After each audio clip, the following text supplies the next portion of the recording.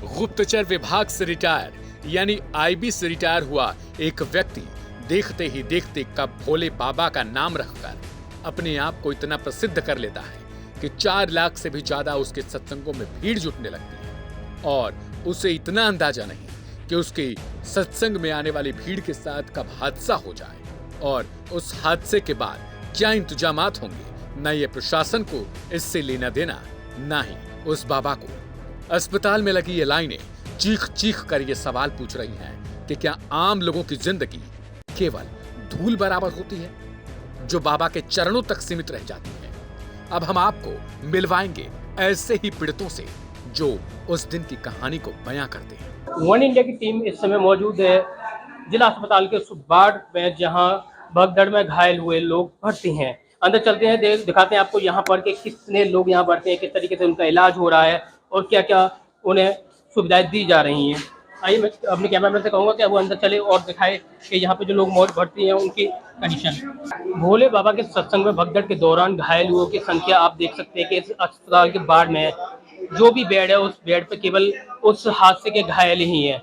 इसी हादसे में एक महिला सिपाही भी घायल हुई है जो इस बेड पे आप देख सकते हैं उनका इलाज चल रहा है। हम उनसे बात करने की कोशिश करेंगे कि वहाँ उनकी ड्यूटी कहाँ लगाई गई थी और जब हादसा हुआ तो वो दृश्य क्या था और उस समय के हालात क्या रहे होंगे। मैं इनसे बात करने की कोशिश करूंगा और जानने की कोशिश करेंगे क्या कुछ हालत रहे थे उस समय।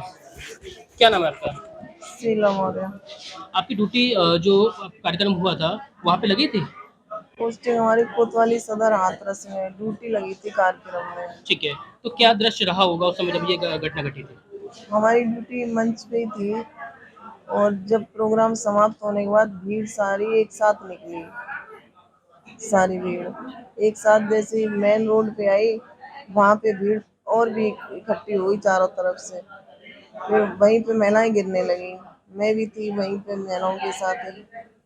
तो मैंने गिरी महिलाएं, मैंने उठाने का प्रयास किया, 1-2 उठा भी थी और बाकी फिर मैं भी गिर गई वहीं पे। जब ये घटना घटी तो क्या दृश्य रहा होगा? आपने क्या सोचा था कि ऐसी घटना हो सकती है?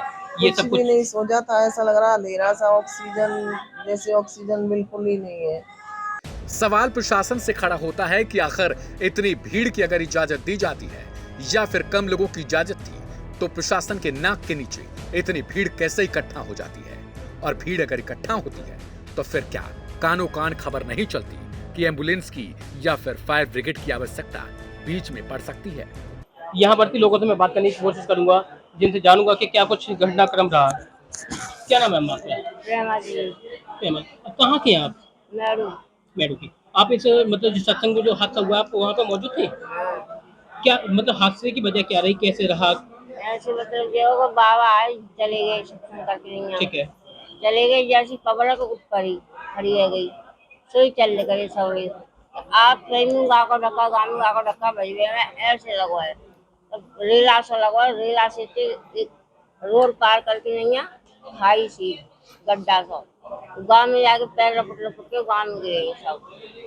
तो घटने की वजह क्या रही है? मतलब जो बाकी जाने के बाद में जो मिट्टी उठाने की परंपरा होती है क्या था, या फिर वहाँ पे व्यवस्थाएं नहीं थी, या फिर ना अपने घर को चले आप हम गाड़ी में बैठ के जल्दी निकल जाएंगे। चले मतलब जल्दबाजी में जितनी जल्दी निकल सकते हैं उसकी वजह से। हाँ। लगभग जो आपको पता है इसमें कितने लोगों की मौत हुई है? वो नहीं मारा।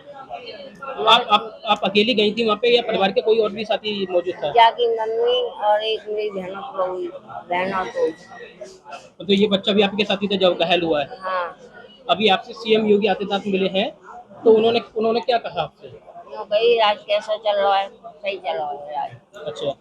और माफिया क्या है भाई, मेरी धक्का मुक्की से आपसे मेरी धक्का लगी लकीयां खाई में गिरी। बाबा जागते हैं खाई में से निकाल के खेत में डालते हैं। और मैं कितने मर गए, मार पता ना कितने मर गए। जैसा कि आपने देखा ये एक घायल महिला थी जो उसी हादसे में घायल हुई हैं, जो कल भगदड़ हुई थी सत्संग में, उसी हादसे का ये सब लोग शिकार हैं। देखिए आप देख सकते हैं कि यहाँ ज्यादातर बेड पे वही घायल भर्ती हैं जो उस सत्संग में घायल हुए हैं। मैं अपने कैमरामैन से कहूंगा कि वो दिखाए कि यहाँ पे कितने लोग हैं, जिसमें ज्यादातर संख्या महिलाओं की है, क्योंकि बताया ये भी जा रहा था कि जो सत्संग हुआ था जिसमें सबसे ज्यादा संख्या जो थी वो महिलाओं की थी। घायल हो या मृतक हो, सबसे ज्यादा बड़ी संख्या घायलों की थी। आप देख सकते हैं कि किस तरीके से यहाँ अस्पताल में लोग भर्ती हैं, उनका उपचार चल रहा है। कुछ देर पहले ही इन मरीजों से जो घायल हैं, इनसे प्रदेश के सीएम योगी आदित्यनाथ मिलकर गए हैं और इनका हालचाल जाना है और इनसे बात की है और जो स्वास्थ्य विभाग है उसे कड़े निर्देश दिए गए हैं कि मरीजों को बेहतर से बेहतर इलाज मुहैया कराया जाना चाहिए। हम इन लोगों से बात करने की कोशिश करेंगे कि जो हादसा हुआ वो मंजर कैसा था और क्या कुछ उस समय दृश्य रहा होगा। तो एक अम्मा है हमारे साथ, हम उनसे बात करेंगे। अम्मा, क्या नाम है आपका? क्या नाम है आपका? ये जो हादसा हुआ था तब आप वहाँ मौजूद थी, कैसा दृश्य रहा होगा जब ये भगदड़ मची थी? प्रभु चले गए, तब वहाँ के बाद हम लेकर आ रहे, तब भीड़ रही बहुत। तो लगभग कितनी संख्या रही होगी? कम से कम 200 आदमी का पहले जब हमारे सामने ही हो गए, फिर हमारे सामने हुए, फिर हम घबरा गए।